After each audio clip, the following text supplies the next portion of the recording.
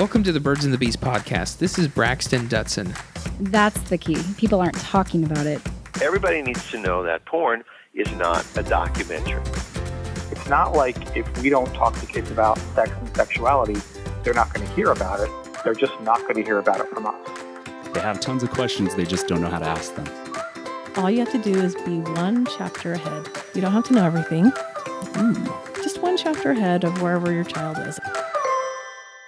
Hey everyone, this is Braxton Dutson, your host of Birds and Bees podcast. I'm a licensed clinical social worker and certified sex therapist here in Salt Lake City, Utah. This podcast is meant to bring you information from top professionals in relational and sexual health. I want you to have all the tools, tips, and tricks you need to improve your relationship with your partner, feel confident in teaching your children about sexual health, and know that none of us are alone in this learning process. If this is your first time joining us, welcome to the Hive. If you're a longtime Hive mate, welcome back. It's great to have you with us once again. Today we're covering a topic that I really find important for each person to understand. It's shame, especially when we're talking about shame and trauma. Having a shame and trauma, but also understanding shame in of itself. So we're bringing on Lennie Knowlton.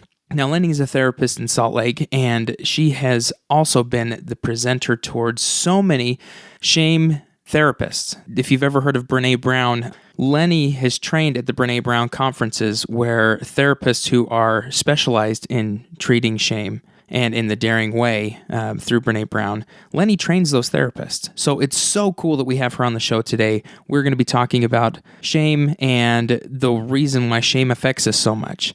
So Lennie and I start out the episode by identifying the difference between shame and guilt, because there is a difference. A lot of people use them interchangeably. We continue covering the role of shame and how it plays in the life of a child, an adult, and a parent. We also go over how to diffuse shame when we're feeling it, such as participating in self-care, showing compassion to ourselves and others, and most of all, being vulnerable.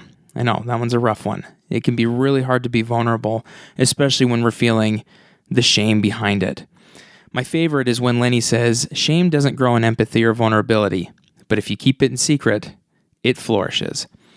We learn the ABCs of empathy and neurological happenings in our brain when we're flushed with the stress hormone called cortisol, and how that affects our brain and why we react the way that we do when we're feeling with this shame and stress.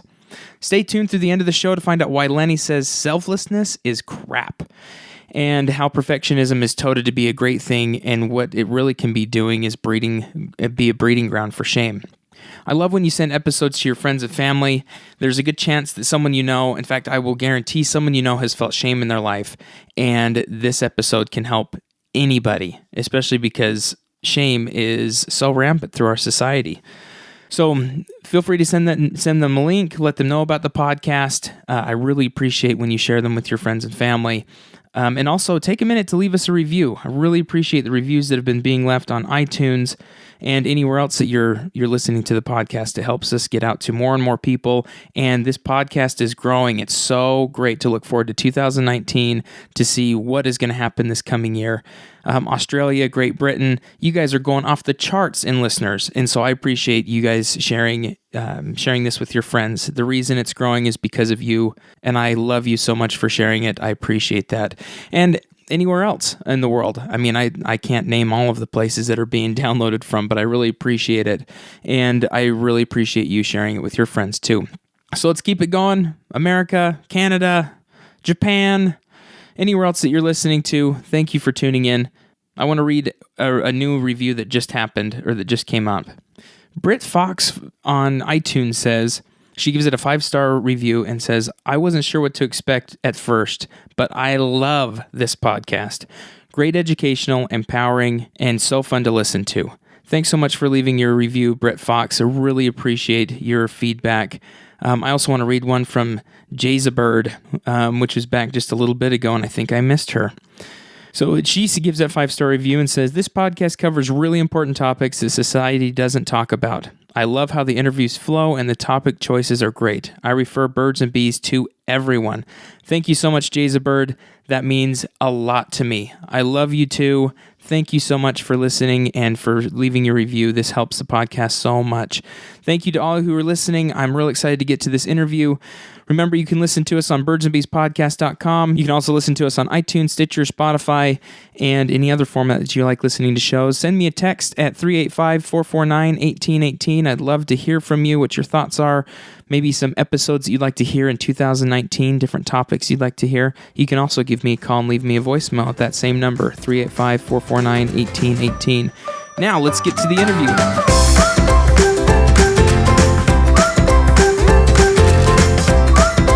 Thanks for meeting with me, Lennie. You're welcome anytime. I'm real excited to do this. So I'm curious, tell me, you and I have worked together for quite some time, and you always have really fascinating stories. So I'm curious, tell me a story about being a therapist or just like something that makes you you. About being a therapist? Either being a therapist, being a mom, I don't know, just whatever story's popping up in mind. Maybe it's a funny story or anything that you feel comfortable telling everybody, the people of the hive.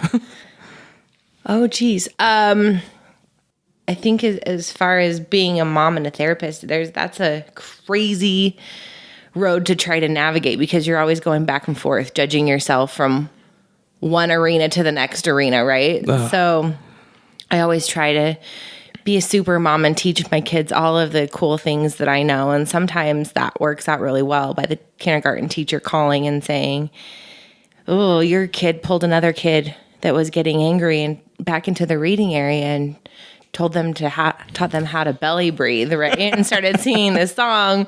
Or it backfires in your face as you're yelling at them and saying, get your butt in the car. And they're like, throwing out the Dan Siegel, flipping your lid hands at you, which generally doesn't make you less mad, right? So I'll bet that fires you up. It fires you up. But when you're in your calm moments, you're like, yeah, like they're really learning things. And when your lid's flipped, you just get as mad as anyone else, right? So I think that the biggest thing to, teach me and my kids and the people that I supervise is that whole quote that Brene Brown says that just because I'm a good map maker doesn't make me a good traveler. Nice. I And like that. so I'm like, I'm in travel mode right now, right? Yeah. Traveling, trying to figure it out as you navigate. Traveling. You're a good map reader, though.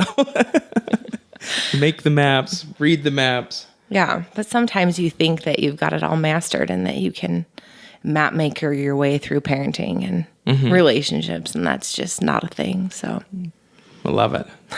It's so difficult to understand, though. For real. yeah, Like, I think that any time that someone talks to me about being a dad or being a husband, because I do marriage therapy or I do sex therapy, like, oh, well, you got it figured out then. Like, Right. no. yeah, No, I just know, like, the process. I know things that do work. right, and things that don't And things work. that don't work, and then I continually do things that don't work at times. You're like, dang it. Yeah, how many times have I been in a marriage session being like, hey, you really need to have some perspective on this. And in the back of my mind, I'm thinking, hypocrite, you suck. Like, you just yelled at your husband like 5 seconds ago. So, Like, you guys just need to calm down and, like, let's talk this through. And the whole time you're like, gosh, okay, fine. I'll go home and do that too. right? Sometimes you're like, I just wish I wasn't into that self-awareness thing. It would make this so much better. So much better. You'd have such a better argument, Right? right? Yeah. Well, cool. I completely agree with you. Talk about shame spiral. Yeah. Right? And speaking of the shame spiral, that's a big reason why we're here talking today, is we really want to be able to, I wanted to have you on this podcast for a long time to talk about shame. Because obviously we've got Brene Brown, and she's kind of the shame guru or placed up on that. However, in my life, in the way that in accessibility and everything that you talk about, you've even presented at the Brene Brown. What is that? The one that goes on in Texas? I was like, the Brene Brown conference, but I don't think that's what it is. It's a funky little conference. It's called Courage Camp. And Courage it's Camp. just for people who are certified in the Daring Way stuff. Oh, okay. So, wow. So it is Yeah. the people that have gone through the Daring Way program, Yeah. therapists that are certified in it. Therapists, leadership, organizational development people, and life coaches who are all certified in the curriculum. So you're training the trainers. Yeah. Right on. Yeah. What was your topic? I forget. My topic was trauma, how to integrate trauma into the Daring Way curriculum. No way. Yeah. So. Holy cow. Because you also do a lot with Dan Siegel stuff, right? I love Dan Siegel. Mm-hmm. He's kind of my old man crush. My husband's very aware. But he's just wicked smart. Oh, yeah. And I think that one thing that's really missing a lot from therapy or therapeutic curriculum in general is neurobiology. And again, it comes back to shame, right? Shame is this whole thing. But when we believe that our brains are doing the best they can to protect us and keep us alive from the things that we experience, then all of a sudden, all these reactions and all these stupid things we do, they make sense. Yeah, right? Rather than we're just some, dumb person that it can't control our, thoughts, feelings, actions. When we realize that those are adaptations and that we act the way we do because if we didn't, in extreme cases, right, we would be dead. And in less extreme cases, we would be, highly disconnected or get into all kinds of disasters. So the way we behave is all kinds of... Right. It's fascinating that we react certain ways and that our body's reacting, even if we don't cognitively in our mind don't understand why we're doing something. Yeah. We're like in survival mode. Yep. Which is what I'm excited to get into because I teach this with almost every client that I have, this whole amygdala and the prefrontal cortex. So I'm really hoping to get into it. So let's talk a little bit about what shame is, shame versus guilt, what starts to happen as we start to get into even bringing a little bit of trauma involved into it. So tell me a little bit about shame. What is this?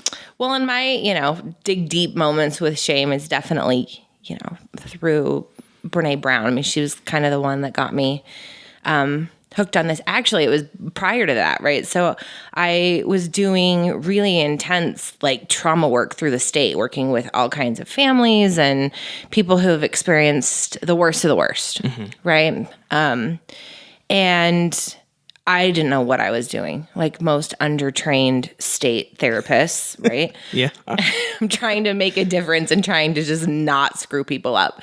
And we realized that there were lots of different kinds of themes, right? Every story is different and everybody is unique, but there are some definite flavors of symptoms that happen, right? When people have been through really extreme traumas. So I got onto the Dan Siegel stuff because it gave kind of this neurobiological basis and these reasonings for why people would do the things they do and engage in certain behaviors after they've, been in trauma. So I was super excited. Dan Siegel came up to Zermatt and I was going to go see him in person, and it was his brainstorm tour.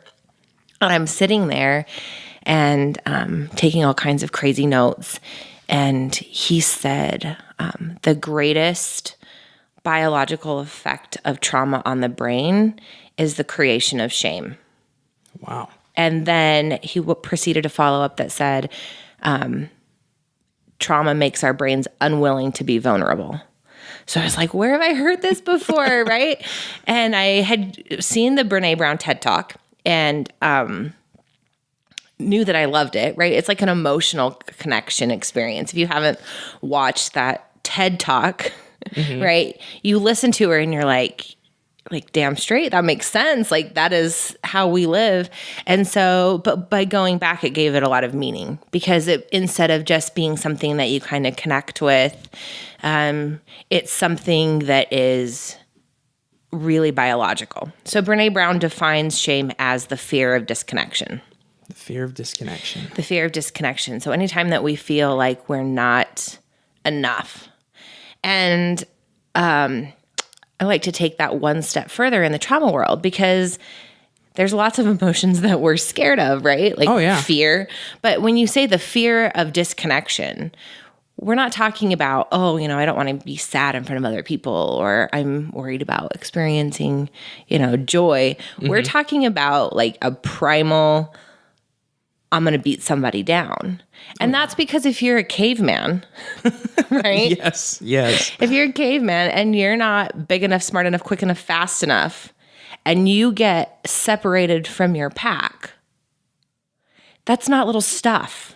No, right? That's not. We're just sad. We die. You're like a dead guy, right? You're going to get eaten by a saber-toothed tiger.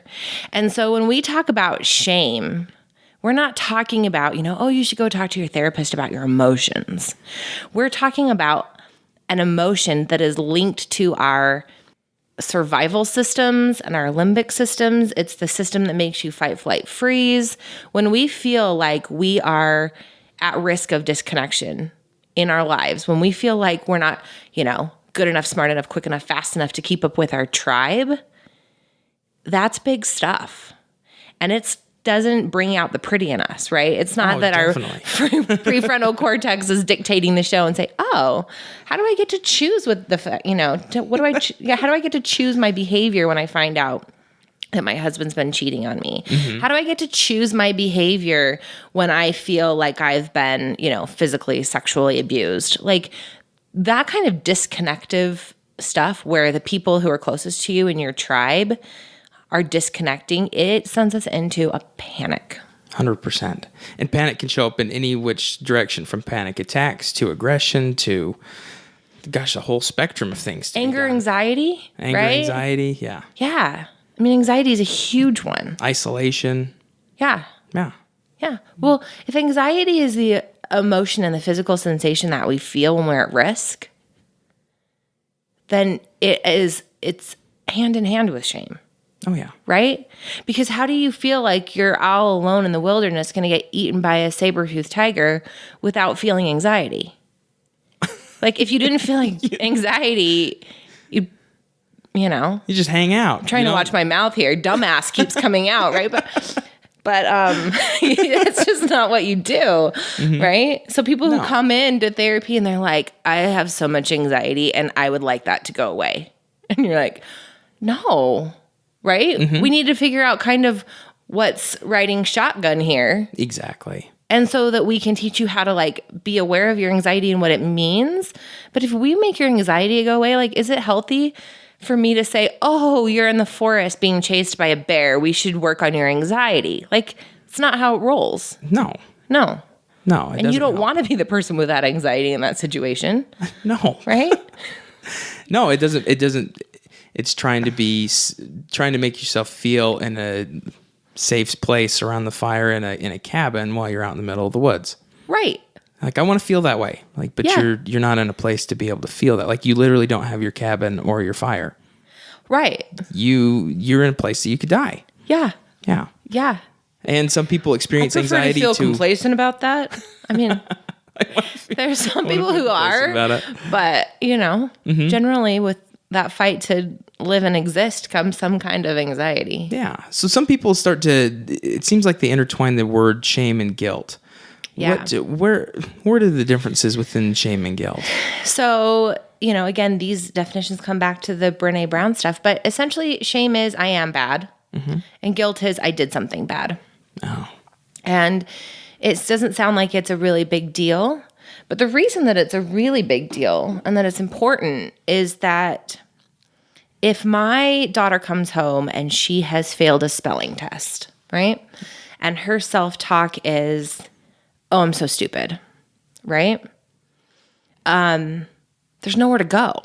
Mm-hmm. If that's where she is stuck in her head and she's just stupid, there's not really anything that's going to be able to push her through that, right? You can't fix stupid. You can't fix stupid, right? Mm-hmm.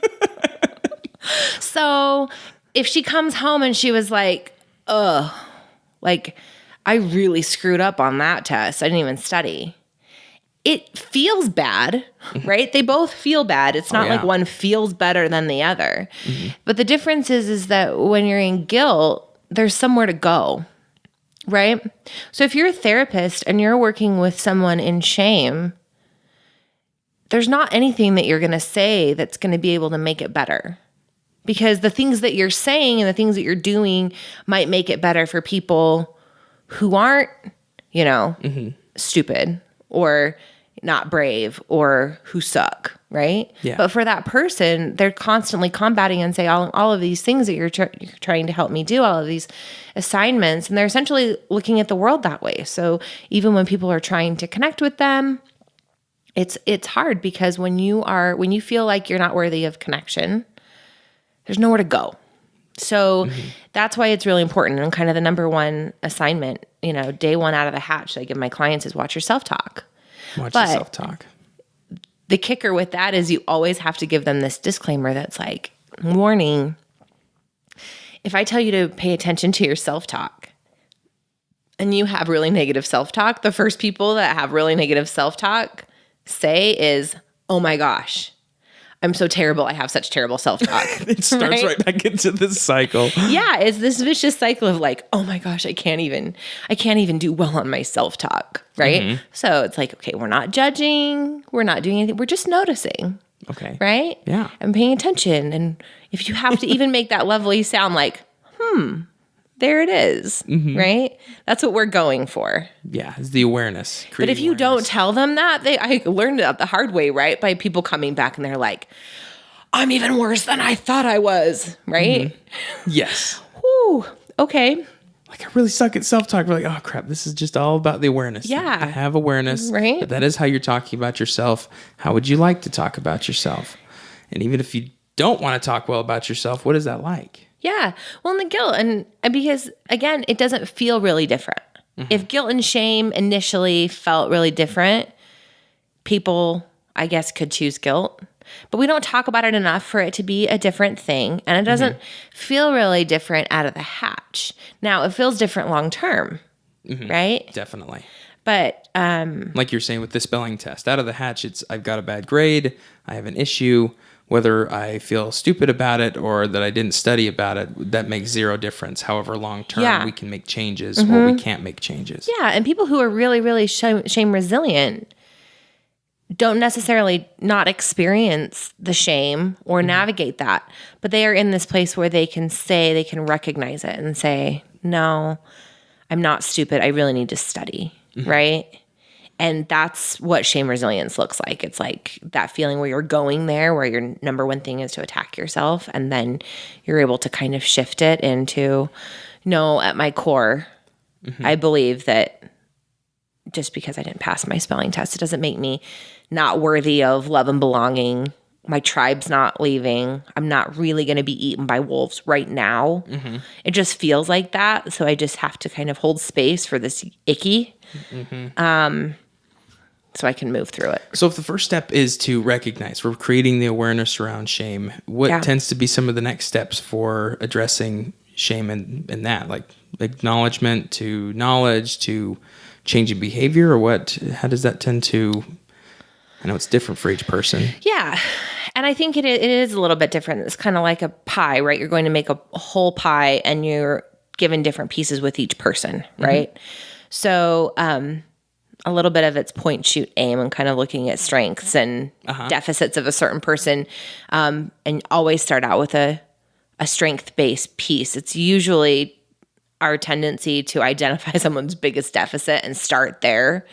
But usually, even if there's really extreme symptoms, giving them something to work with where they feel like they have some kind of a momentum is going to be your best shot. Like you would think that after a day that you had just eaten like crap, right? That you would be more motivated the next day to eat really well.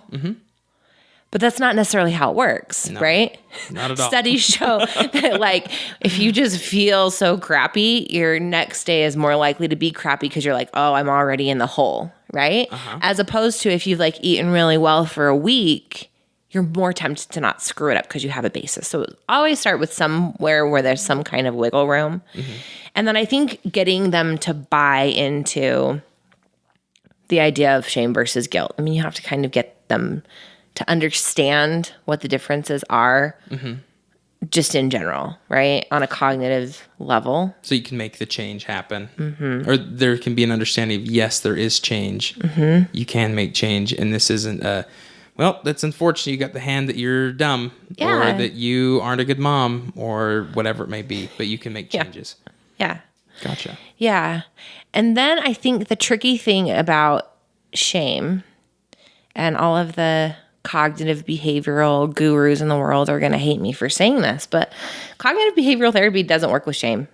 It works with shame after the initial onset of shame, right? Yeah. Cognitive behavioral therapy operates on this premise that if I change the way I think, then I change the way that I act, right? The problem with shame is if we're talking about it being part of that survival brain, we don't think, act when it comes to survival behaviors, right? So if you're driving down the road and a car pulls in front of you, what would happen if you took the time to think about slamming on the brakes? Oh, no. Right? It doesn't end well, whether that's like death, paralysis, or a really bad like insurance claim. Yeah. It doesn't end well. And so our brains are wired that when we're in crisis, so everyone identifies and sees this adrenaline, cortisol as this, it helps with that fight, flight, freeze behavior, right? It gets our bodies to, attack something or to run away as fast as we can. That adrenaline cortisol is the first immediate reaction to the... Yeah. That's that. But the other function of that is that it actually creates a wall between your survival brain and your frontal cortex.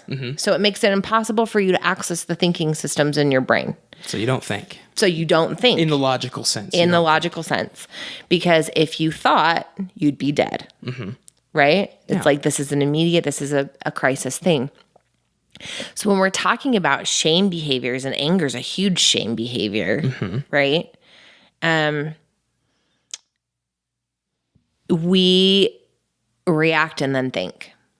So if your therapy is based on, if I change the way I think, then I change the way I act, but your behaviors are shame-based or trauma-based, which is they come from a real neurobiologically where we're wired to actually keep our brain alive place, that therapy in and of itself is going to create shame. So for example, going back to the car example, if you are, you've had this experience where someone kind of pulls in front of you and you slam on your brake, and then all of a sudden you almost feel like a hot wash come over your body, and then you can, after you think, oh my gosh, what just happened? So you can feel it, right? You can feel, you react, and then you can feel the cortisol drain out of your body, and this all in like a split second, right? Yeah. And then you could feel that neural pathway open, and it goes, oh my gosh, what just happened? So all of a sudden you have access to your thinking brain, right? Yes. But what we see are all of these people who engage in a behavior. So say that you have somebody, who struggles with anger, that anger is that kind of that place where they go in that quick, they're easily triggered. And so their therapy goal is to remain calm, right?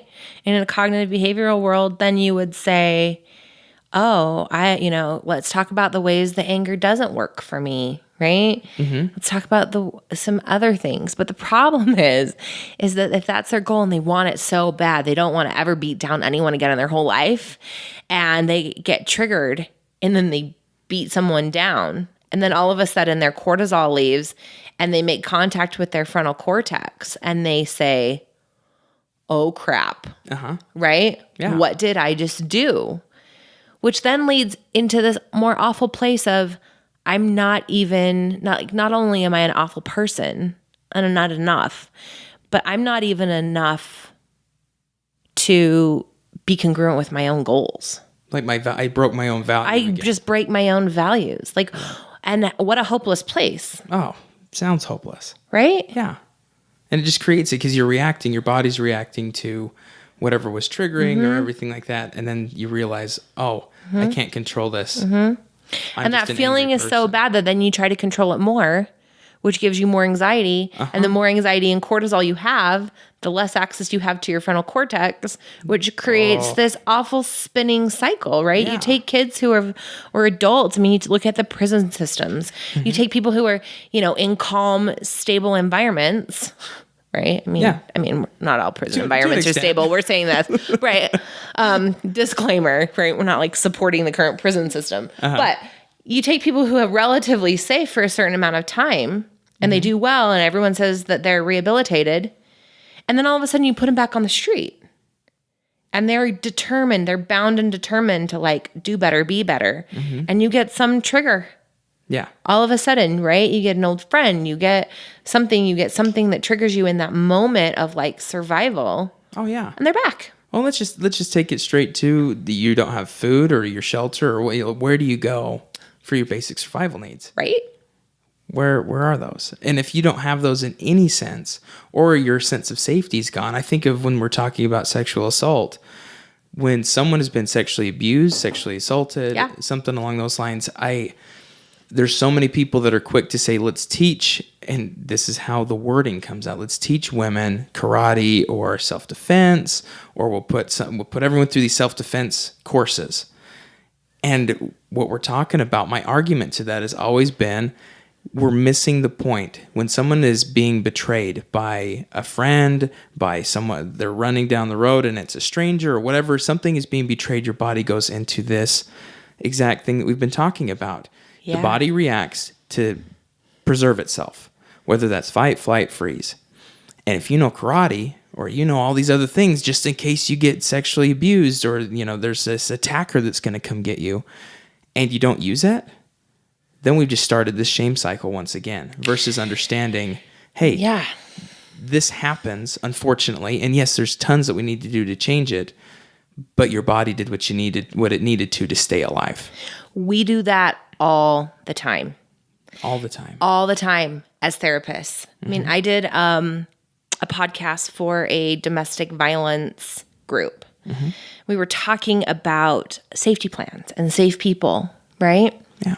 And we set it up, okay, you know, here's your safety plan. If this ever happens and this is who you're going to call and what you're going to do. And 90% of the time, they have an incident where their attacker comes in and things don't go well. And they call their safe person, right? They have this brilliant safety plan and they're so scared shock, right? They don't execute it. So then after the fact, they call their safe person. What's the very first question that their safe person asks them? Why didn't you call me? Why didn't you call me? Right? Yeah.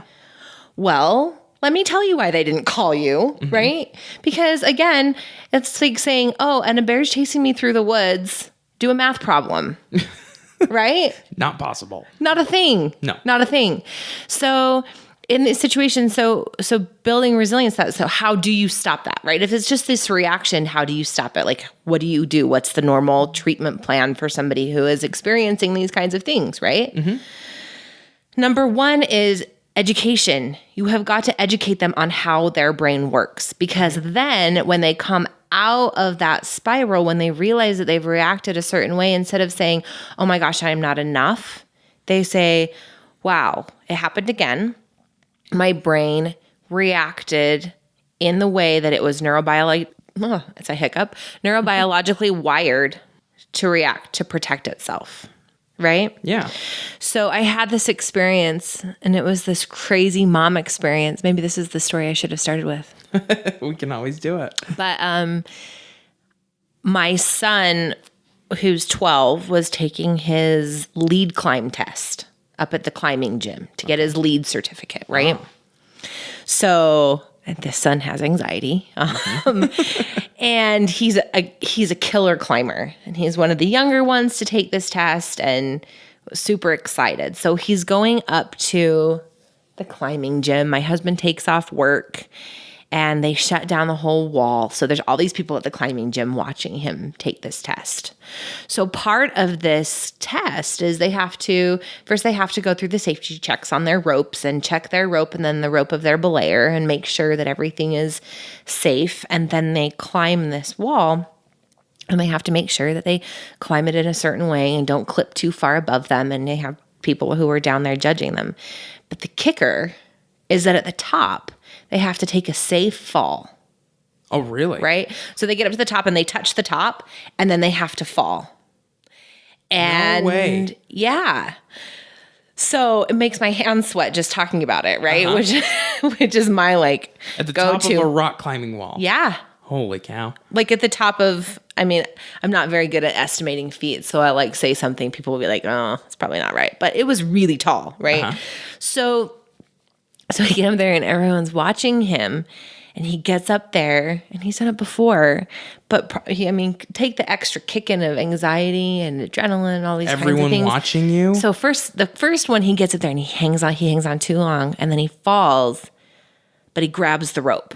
So there's the rope in front of you. You grab the rope, and you're not supposed to grab the rope because in other situations it could like give you pretty bad rope burn at worst, or tie around your finger and pull your fingers off at best, right? So it's very dangerous. You don't want to grab your rope. So he grabs his rope. He was so ticked, right? And just that feel, and like being the mom watching, like I was just ready to barf, right? It was awful. So they ask him, they say that he can do it again because there's all of these other people taking this test, and he is by far like the prettiest climber. Like he is good at the climbing. He's on point, but it's just this fall at the end. So they decide that they're going to let him take this test again. So he gets up to the top. My heart's pounding. I can imagine his heart is just pounding. So he falls and he holds onto the rope again. Oh, no. Oh. So everyone's there and they were like, Jack can do this. He can totally do this. And so they let him take it a third time. And the third time he goes up there and he falls and he holds his arms back so far.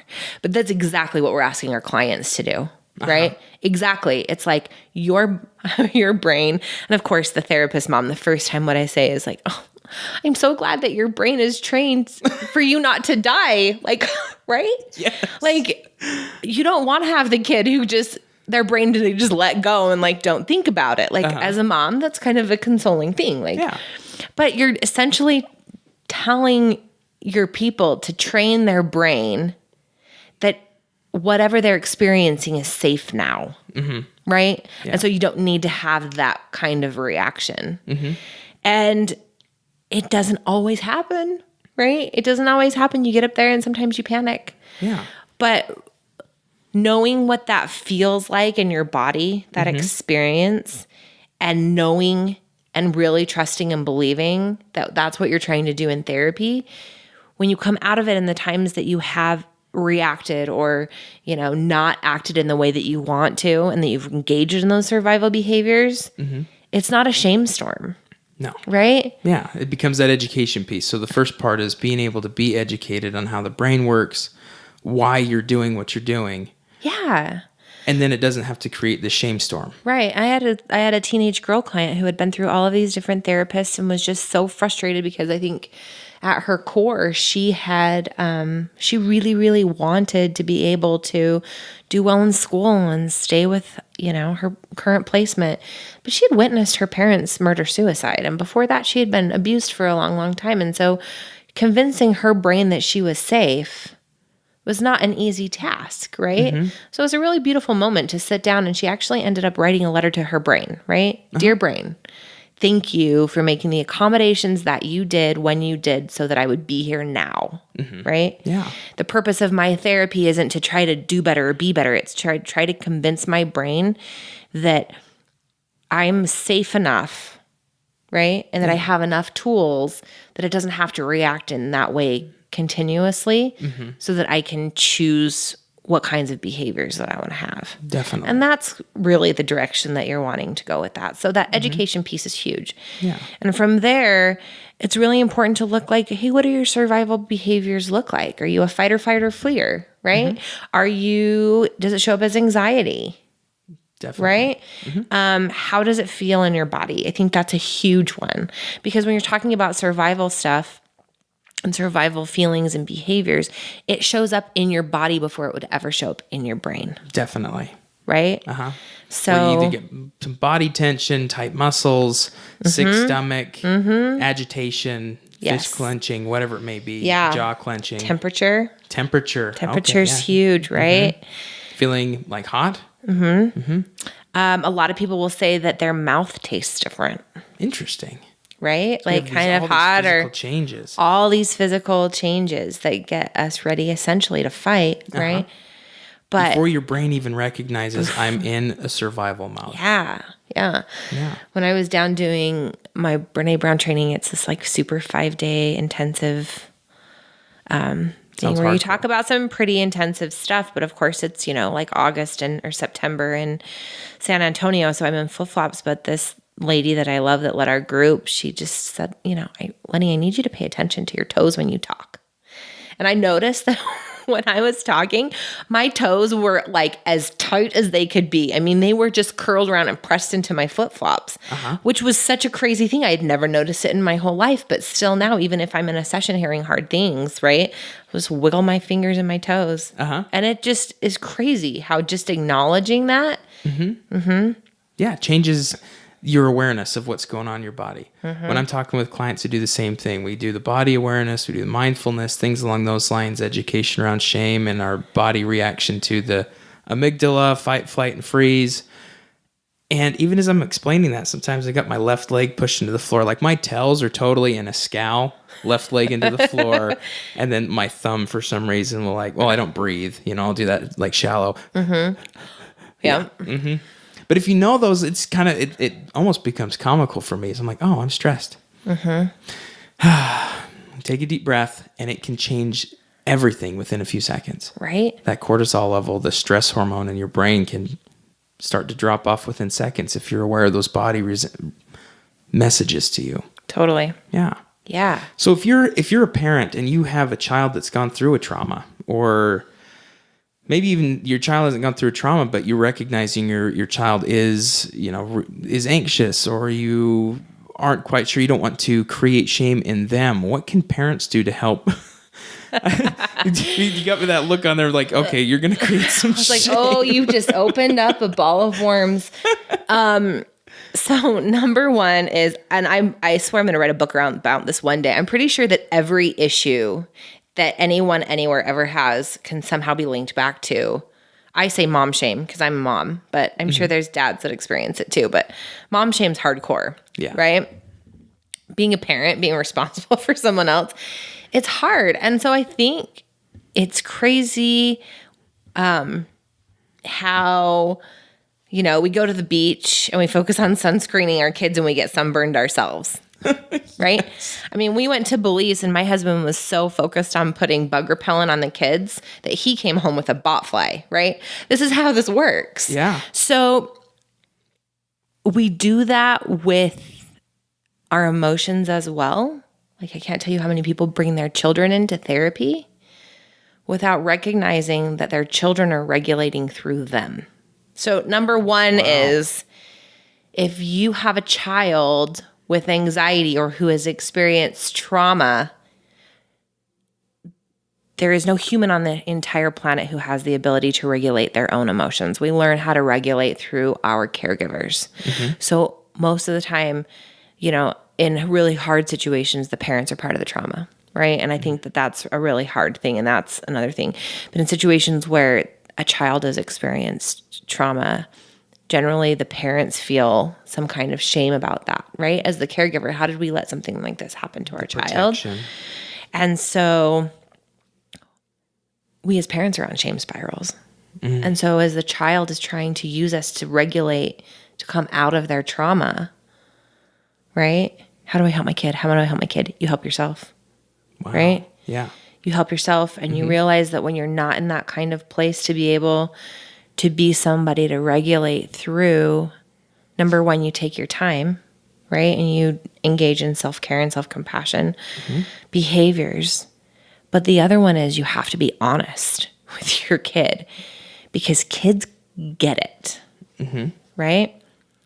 If you go back to the movie Bambi, Yeah. which is kind of a creepy movie, but how Bambi learns that there's hunters in the forest is not because Bambi's mother says, Bambi, there's hunters in the forest, right? It's because he looks at mom and mom's ears stick straight up, right? And she gets really stiff and he recognizes that something's wrong. And that's how our kids are, right? Oh, yeah. Uh-huh. That's how we regulate. I mean, we love to say that empathy and feeling other people's feelings is because we're just awesome and we want to take care of other people, but it's kind of crap. We learn empathy because we regulate through our parents and we learn to sense danger through them. And if we don't know how to do that, then we're not safe. So that's ABCs of empathy, right? Definitely. So parents number one, they don't regulate their own stuff or don't try. And then when the kids say, hey, Mom, are you okay? And the mom's standing there with the ears straight up and the stiff as a board, and Mom's like, yes, I'm fine. Everything's okay. And the kid learns when I'm not okay. They don't say, oh, Mom's fine. They say, oh, Mom's not okay. And she's saying that she's fine. So it teaches us, this whole society, that when I'm not fine, I act like I am, or I lie and I say that I am, right? Which means that, which is so much a part of our shame culture, right? It's like, it's not okay for me to tell you how I really feel. It's not okay for me to be vulnerable with you, right? When I'm not okay, I say that I am. When I'm not okay, this is how I regulate. So you can teach vulnerability just by being vulnerable. Yeah, Mom's feeling sad, or I'm really nervous about something. Yeah, and there's a huge difference with saying, oh, you're right. You're noticing that I'm stressed. I am so stressed right now. I want to reassure you. Actually, I should probably go do something about that, right? I'm going to go take a bath, or I'm going to go take 5, and I'll be right. And I'll be back to take care of you. Or, hey, you're right. I'm going through a really hard time right now. I want to reassure you that everything is going to be okay. But you're right. You're smart. You picked up on the fact that I'm having a hard time right now, right? You want to reassure them that even in the midst of what's going on, that their needs are going to be met and that they're taken care of. And saying, you know what, I'm having a hard day right now, or you know what, something really sad happened and I'm struggling with that. That's a lot different than your dad left and he's an asshole and he's cheating on it with, with this, stupid skank named Betty. Like, that's not stuff you want to tell your kids. Yeah. Right. The detail, it's not, the support is not in the details. The recognition is validating that they saw you in an emotional state. Validating the feeling. Without dumping the adult situation. Exactly. And being able to say, it's okay for me to feel this way. And if you're concerned about me, of course you're feeling concerned about me. Thank you for being concerned, but you don't need to. Like, I'm gonna go take care of myself. And if you're feeling this way, what do you need to do to take care of yourself? Do you need to go do something to help regulate? Yeah, and it's full circle, right? Yeah. Because if you teach your kids that you're enough, even when you're in a hard place, then they believe that they're enough, even if they're in a hard place. Wow. Right? Yeah. And it increases connection. And connection is, number one, it builds neurofiber in your orbitofrontal cortex, which means that it builds the fiber that connects all the different parts of your brain, that it makes it easier to integrate your thoughts with your feelings, with your emotions, with all of the sensory stuff that you're bringing in from the world, right? So connection is a foundation for that. Connection is an antidote to shame. Yeah. Right? Because if shame is defined as the fear of disconnection, unconditional connection is the antidote to that. How do we build this unconditional connection? So the crazy thing is that we have this great idea of, and it's the thing that we just talked about in terms of parents extends across our entire community. Right? And we're not talking about that you need to share your deepest, darkest secrets with strangers on the street. There's definitely that you need to build trust, right? But where you have people who are disconnected, people who don't have their tribe, people who don't have somebody to come home to unconditionally who looks at them and says, you're enough. No matter what you did today, you're enough and we got your back, right? Then there's if you go back to like the caveman metaphor, right? Yeah. At the end of the day, you need to be able to go into your cave. And you need to be able to let your cortisol go down and say, we've started our fire, right? And our rock door is pulled and you're safe for right now. Right? Yeah. Being able to have the safety at home. And it sounds like what you're saying is the acceptance of, in the screw ups and the successes and whatever's happened, you're still welcome here and you could be who you are here. Yep. And in our best case scenario, that's our home. But we substitute that for teachers, coaches, people we work with, people in our lives, right? I would say more often than not, therapists teach skills, but the skills that we teach kind of exempt us I mean, I would say that we're definitely connected to our clients, Yeah. but not in the outside world kind of way, right? We're not going to show up at their birthday parties or whatever. No.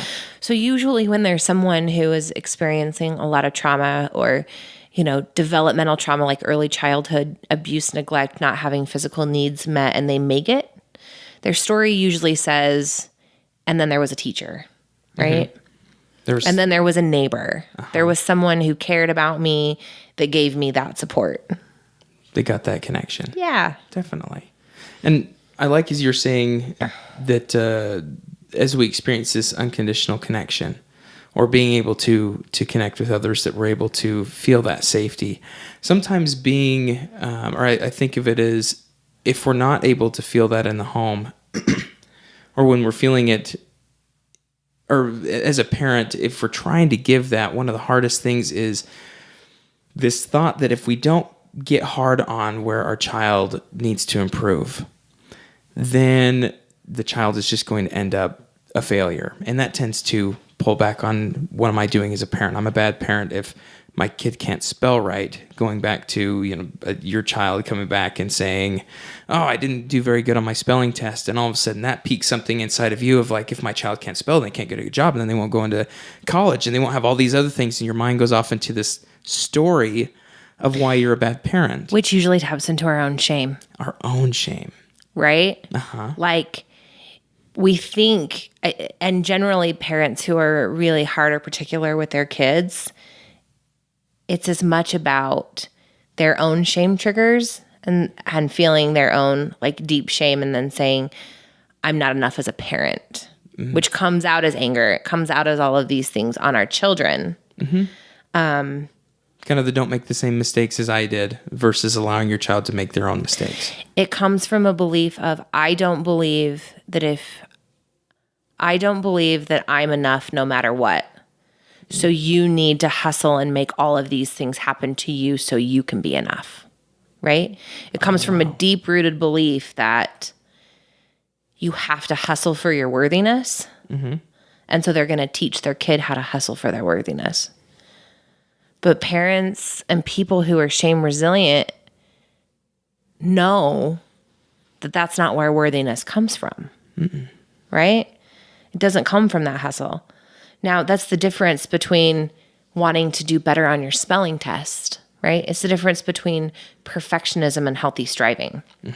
If I'm a perfectionist, and we use that all the time as like a great thing. Oh, I'm a perfectionist. I'm a perfectionist, yeah. Perfectionist is a shame shield, right? We're rolling our eyes as we're saying it's perfectionist. Yeah. Well, I laugh because people who come in and they say, oh, I'm a perfectionist, or people who come in and say, oh, we don't fight in our marriage. Those are usually the people that I just like get real comfy and make sure I've taken my bathroom break because we're going to be there for a while, right? Yeah. Like, oh man, it's bad enough when you start with shame, but when you start with, I'm a perfectionist, and then you have to get through shame, like, it's a lot of work, man. It's a ton of work. Yeah. Ton of work. Yeah. I like how you worded it, perfectionism or striving. Healthy striving. Yeah. Healthy striving. Perfectionism says, I'm enough if. I'm enough if I do this. I'm enough if whatever. It has a qualifier. And so it means that there's not things that are more important than that, that in order to be able to be admitted into the cave at night, you have to be all of these things, right? And healthy striving says, I'm a member of this community. I'm a member of this cave. And as a member of this cave, I want to do everything that I can to take care of me and the people I love. That's the difference between healthy striving and perfectionism. Gotcha. I'm enough starting. I'm starting enough, and I want to do as much as I can to provide and help. Yeah. And the scary thing with perfectionism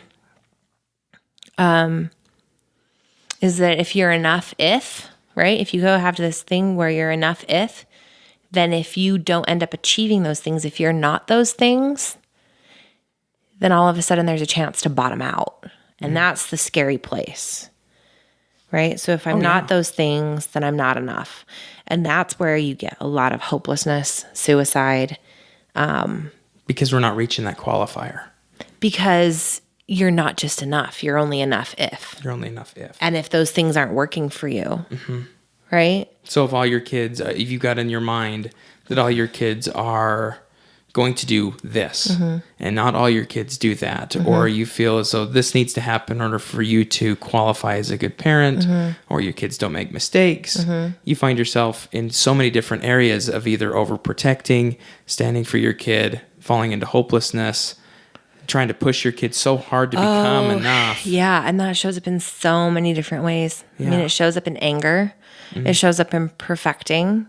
It shows up in addiction, right? Yeah. I don't know if you've read any of Yohan Hari's stuff, but that stuff is close to my heart right now. So he did the TED Talk and wrote the book. His first book is The Opposite of Addiction is Connection. Oh, wow. Which talks about how, well, they did some interesting studies, but the premises, which goes along with this shame, right? And this anxiety, like, I don't want to feel anxiety. So we're going to numb it out. We're not connected, right? So numb it out. So if you're connected, right? If you have a home, if you have a tribe, if you have a person. But if you are trying to navigate all those feelings of being out in the wilderness by yourself all the time, then that's how we get addictions. And so trying to perfect all the time or trying to pretend that shame doesn't exist, we get addictive behaviors, whether that's sexual addiction, gambling addiction, food addiction, whatever it is. Whatever right? it is, yeah. Numbing it out. And it could be a workout addiction. It could be a workout addiction. Yeah. It can be a social media addiction. There's lots of addictions. I love. I mean, it just becomes the addiction thing. Just becomes such a code word for. I use it all the time, and it is my main go-to coping mechanism that I am using more than I want to, or more than is probably helping my lifestyle. Yeah. Yeah. Because you can overwork out, you can overeat, you can overgamble, you can over-research, you can overwork. Like there's just, anything that we can even deem as healthy can become something that we over-rely on and affects us in multiple ways. You watched any of these Christmas movies, right? Where the dad's like a workaholic and then at the end of the day he learns his lesson, right? But Yeah. and is reconnected to his family, like point and case, right? Like that's where we go. So yeah. And I think one of the hard things too is we're talking about this. One of the first reactions, as you're listening to this podcast is what could be happening is you seeing all these things coming up in your own life, how you've been pushing your kids, how you did push your kids. You will see this coming up in your own. If you don't, you really need therapy, right? And so knowing that, it's great time to check in with what does your feeling of shame look like? What comes up for you as you're listening to this? And you're thinking of all the ways that, I don't know, that you've screwed up or that you haven't done enough or that this pertains to you. And what do you want to do about it? How can you start taking care of yourself? I think you're talking about having the ABCs of empathy. And how do we empathize with ourselves when we're going through a hard time like this?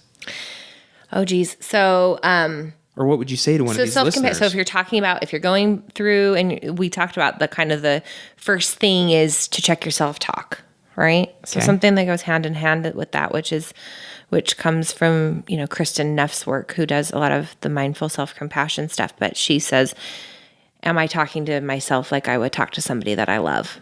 And that one's a really good one, especially going back to that kind of parent piece. Because we talk to our children, we talk to our friends, we talk to our neighbors, we talk to complete strangers so much kinder than we talk to ourselves. And a lot of that is a social stigma, right? If you take care of yourself, you're selfish. And that's really, really harmful. So taking care of yourself is really, really important. And making time for self-care. And self-care is really different from self-care. Not really different. It's part of self-compassion, but it's different, right? You can go take a bath and still talk to yourself like you're a piece of crap while you're in the bathtub. That's true. Right? So a lot of people think that they're engaging in all of this. They take care of themselves so much, but they still beat themselves up in their thoughts, right? Yeah. So that's another. So being aware of those thoughts, being aware of your self-talk. Yeah.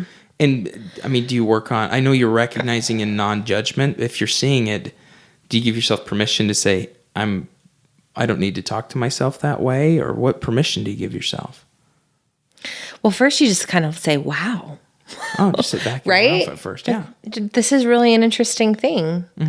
My brain really doesn't want me to calm down right now. What is it scared of? It's really worried that if I calm down or let myself, love myself or be in this moment that I'm going to not be okay. Right. So usually that takes us back to some place. And here we are, even as I'm asking these questions and I'm being aware of myself, I'm totally like worried about my listeners. I'm like, you guys, no, don't feel shame.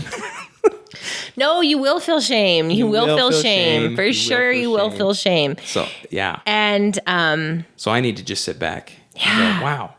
I'm being very protective right now. Right? Yeah. And it's because we don't want to talk about it because it's so ugly. I know. Right? I know. It's so ugly. And you want to be like, everyone's enough. Don't ever feel like this. But you are going to feel like this. Yeah. Right? It's like saying, don't feel anxiety. Right? You're going to feel anxious about things. Yeah. Yeah. And you want people to feel shame. It's part of being alive. If you don't feel fear of disconnection, you're not going to connect. And connect keeps us alive, right? So it's just paying attention and noticing it. Mm-hmm. And the other piece is that vulnerability and talking to people about it is an antidote, right? Mm-hmm. So Brene uses the metaphor of if you take shame and you put it in a petri dish and you douse it with a little secrecy and silence and judgment, it will grow exponentially. Mm-hmm. But if you take shame and you put it in a petri dish and you douse it with a little bit of empathy, it can't grow. Mm-hmm. Right? So unfortunately, right, depending on the way you look at it, it requires vulnerability. And as a society, the messages that people are sent in families and by community oftentimes is that vulnerability is weakness. Mm. So if we have all of these people who are experiencing shame, but vulnerability is weakness, right? Like with mom, like, I'm fine. Everything's fine. Yep, I'm good. Right? I got this. Then we're going to have shame crawling out of every corner of our community. Mm-hmm. And we have that right now. I mean, suicide is up at a ridiculous amount, right? Religion and politics, something that we used to kind of taboo about talking in therapy or with other people. It's part of people's core values and kind of their core who they are. Mm-hmm. And so we can't not talk about it anymore, right? Not talk about it is creating this shame, right? Like, oh, well, you believe different from me, but we're just not going to talk about it. That doesn't build connection, right? So,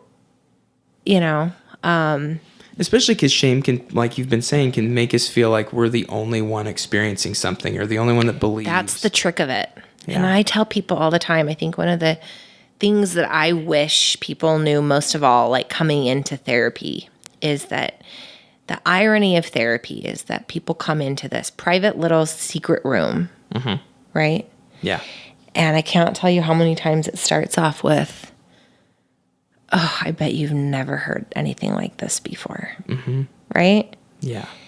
And maybe the nuances of their story are unique, but the feelings are not. There is nothing about what these people say, but they feel so alone that they have to come to a private, secret place to talk about it because it's not okay to talk about anywhere else. And a lot of times kind of my own self-compassion thing is to kind of give my own little hand a squeeze in that moment and be like, wow, this is really hard to hear. And then say, you know what? Like, if you could hear the stories, all the other stories that have been told in this room, you wouldn't feel this way. Yeah. Right? Yeah. 100%. Like, everyone has their stuff. I think of it as because I work with clients that are coming in to see me specifically for sex things. There's so much shame around sexual behavior, thoughts, beliefs, fantasies, erotic desires that it just encompasses. And it's like, you're the only one that has a panty fetish. Yeah. And you're the only one. Everyone thinks you'd be a perv. Right. You don't like doing things this way. You don't like doing things this way. Oh, you get excited about this. No one likes that. Only you. And it's so othering. But if they could hear all the stories, like you're saying, that people come in with, they'd sit there and be like, holy cow. Yeah. I am fine. And wow, I love this other person. And there would be a connection there. Totally. Right? Yeah. That's part of being human. But we give permission. I mean, and thank heavens. I mean, I think that therapy is valuable. Clearly, I'm a therapist. And it's talking to me as a therapist about it is so much better than not talking to anybody at all, right? Yeah. But if everyone knew how much other people feel lonely, or other people feel like they're not enough, or other people feel like, that they're not worthy of love and belonging, if people really got that, then ironically, right, the shame in our community would disappear. The other thing that's really important is that our highest shame triggers coordinate with our highest values. Oh, okay. And so the things that you're talking about, and if we're talking about, I am bad versus then I did something bad. When it comes to sexuality stuff, people people try to separate that from kind of who they are, but it's this piece that people really feel is part of who they are, right? So how do you separate that from you, right? Yeah. How do you do that? There's this idea that maybe or different ways that people have tried to create that, but when the essence of who you are is in conflict with your values or society's values or your family's values, that's a really difficult thing. It's not like, before I use the example of a spelling test, when it comes down to who you are and your sexuality or things, that's not a spelling test. No, it's not a spelling test. Right? No. Yeah. Yeah. And there's, especially when it comes to sexual health and things like that, that tends to be one of those that there's a lot of values that are put out there on how you should be. There's a lot of shoulds.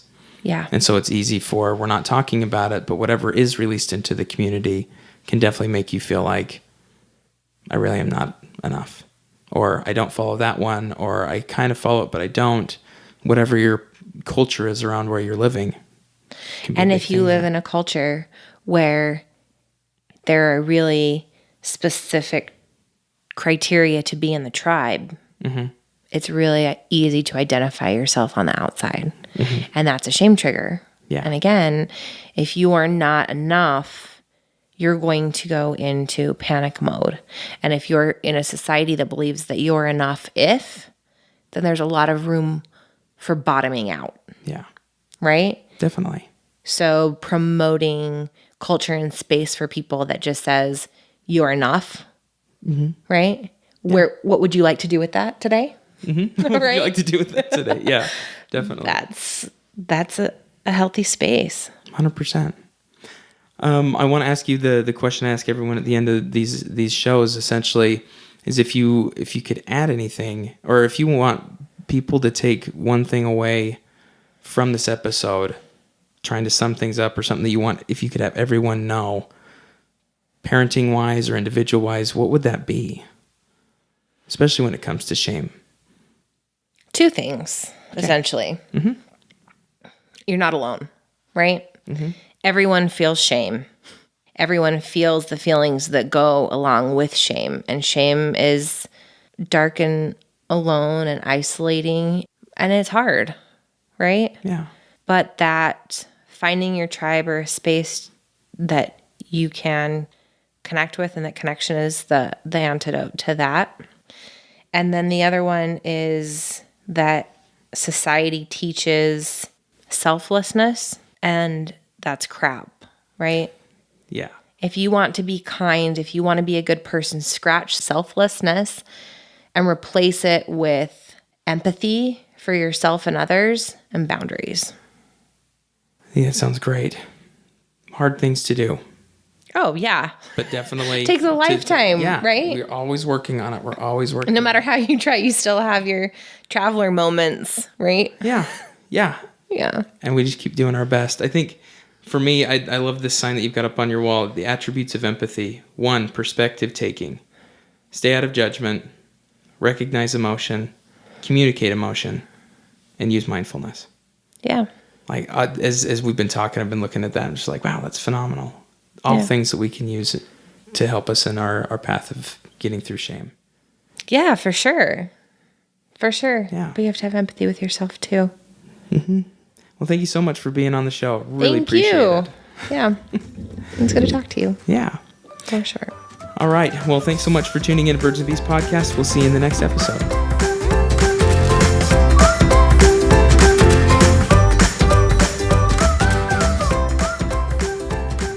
that a great interview? Man, I love interviews like this. Remember, we love when you send these episodes to your friends and family. There's a good chance you know someone who could use some extra support or the information that was just discussed in this last episode. Send them a link, tell them about it. You can send it through iTunes, send them the birdsandbeastpodcast.com link. Any way that best will get them the information, and it can help a lot to those that you love. We really appreciate you sharing this. Please consider leaving us a review on iTunes. That helps us immensely with getting this content out. And know that I love you. Love the fact that you guys are helping me out with my goal in sharing this information with the entire world and changing the way that we talk about sexual health and changing the interactions we have with our kids as well as our partners. If you have any questions or you want to join the conversation, send me a call or give me a text at 385-449-1818. Send me an email, birdsandbeastpodcast@gmail.com. All this is going to be great. Love to hear from you, Hive mates. And I look forward to talking with you guys in the next episode. So until then, keep the sexual health buzz alive, and I'll see you in the next episode.